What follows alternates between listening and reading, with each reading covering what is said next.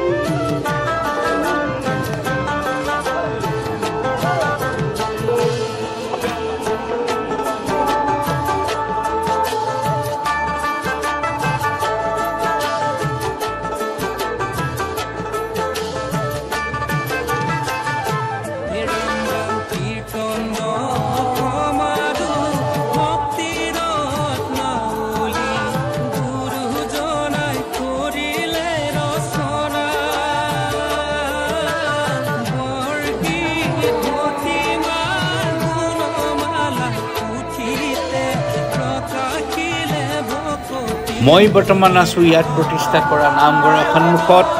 আপোনালোকক মই নামঘৰৰ কিছু দৃশ্যাংশ দেখাবলৈ চেষ্টা কৰি আছোঁ। এয়া দেখিছে অগণন ৰাইজ নামঘৰৰ ভিতৰলৈ সেৱা জনাবৰ কাৰণে গৈ আছে। তাৰ কিছু দৃশ্যাংশ আপোনালোকৰ আগত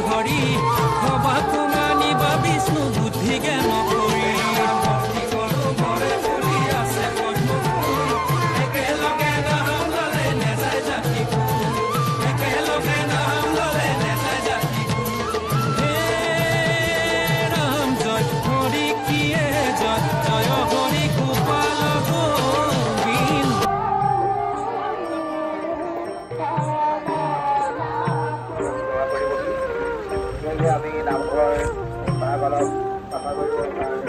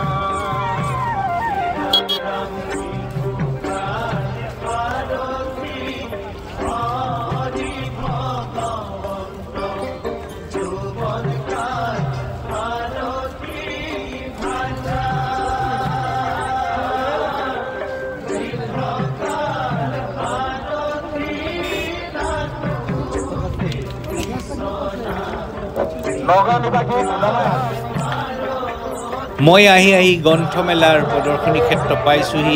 আহক আমি একেলগে গ্ৰন্থমেলাৰ প্ৰদৰ্শনী উপভোগ কৰোঁ।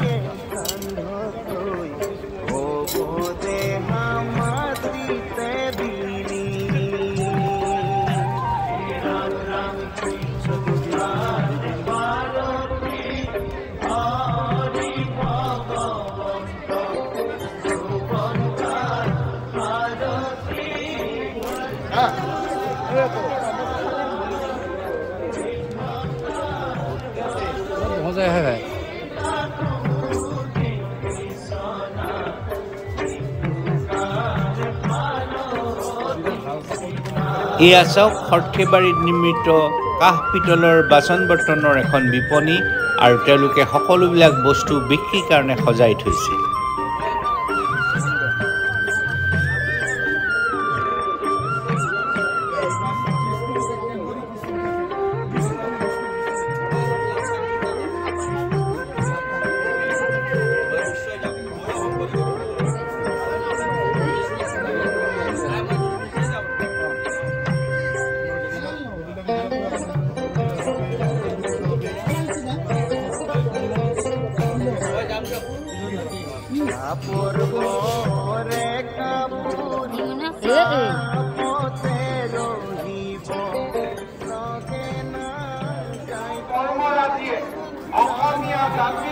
মই বৰ্তমান বীৰ চিৰালাই তোৰণ মেইন মণ্ডপৰ সন্মুখত, আৰু ইয়াত অসমৰ মাননীয় মুখ্যমন্ত্ৰী হেমন্ত বিশ্ব শৰ্মাই ভাষণ দি আছে। আপোনালোকে শুনিবলৈ পাইছে।